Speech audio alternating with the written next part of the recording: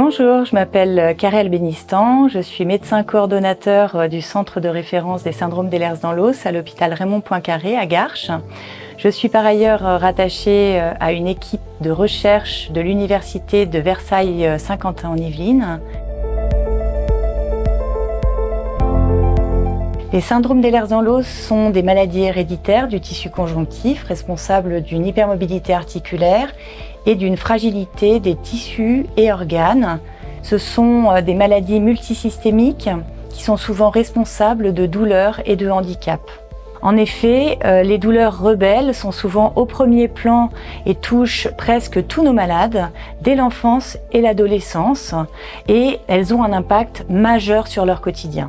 La prise en charge habituelle des douleurs chroniques qui fait appel à différents médicaments antalgiques mais aussi à d'autres méthodes antalgiques comme par exemple la kinésithérapie, balnéothérapie ou la neurostimulation électrique transcutanée s'avère malheureusement souvent insuffisante voire inefficace pour les malades atteints de syndrome d'Ehlers dans l'os. Mais chez certains de nos malades, des vêtements compressifs utilisés et remboursés initialement chez les grands brûlés ont semblé apporter une amélioration notable des douleurs et du confort. Nous avons donc décidé d'évaluer plus précisément leur efficacité. 67 adultes atteints de syndrome d'Ehlers dans l'os ont accepté de participer à cette étude multicentrique. Nous avons mené cette étude en collaboration avec un partenaire industriel et puis également le service de réadaptation de Perpignan et le service de génétique médicale de Clermont-Ferrand. Au début de l'étude, les malades ont reçu des vêtements compressifs confectionnés sur mesure. 91% de ces malades avaient un syndrome d'Ehlers dans l'os de type hypermobile, 6% avaient un syndrome d'Ehlers dans l'os classique et 3% avaient un syndrome d'Ehlers dans l'os de type kyphoscoliotique et leur âge moyen était de 33 ans. Nous avons suivi les malades pendant 2 ans avec des visites tous les 6 mois pour évaluer leur douleur, leur équilibre, leur fatigue, leur qualité de vie et leur indépendance fonctionnelle. L'étude était observationnelle, c'est-à-dire que nous avons simplement observé l'évolution des patients sans modifier leur traitement habituel pour ne pas introduire de biais. Les résultats sont très encourageants.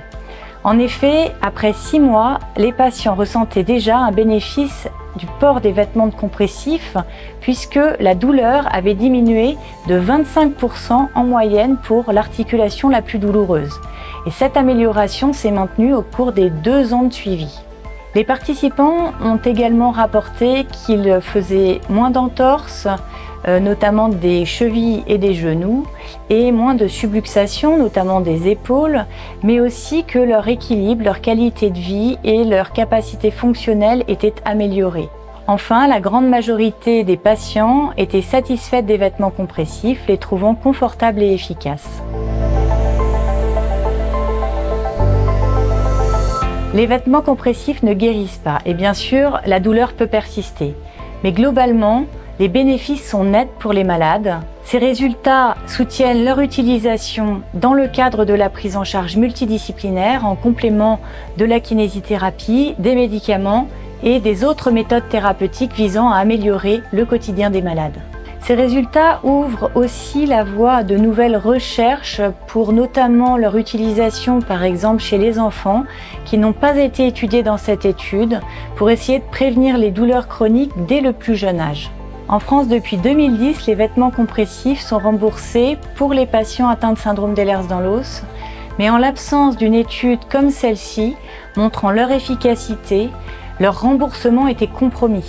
Cette étude et d'autres ont permis le maintien de ce remboursement à titre dérogatoire comme traitement symptomatique de la douleur articulaire dans les syndromes d'Ehlers dans l'os.